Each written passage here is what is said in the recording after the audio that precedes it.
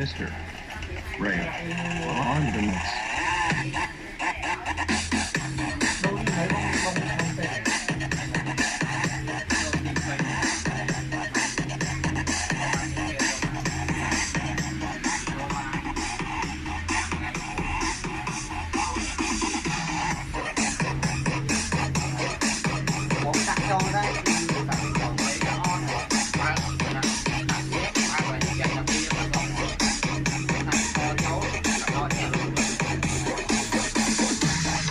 Music mix here on JRR.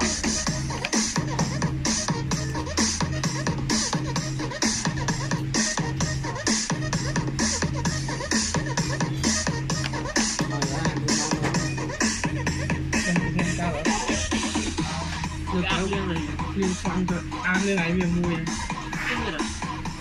nên là ngày một phim riêng kia là bên trên kế xong sau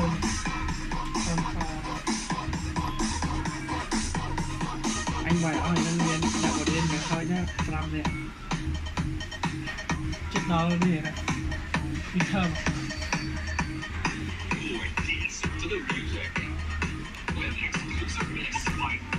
để hạt của nó này đúng không làm việc gì cả lắm với màu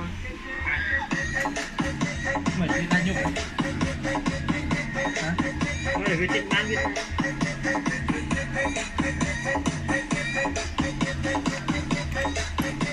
tay chỉ đang ở nhà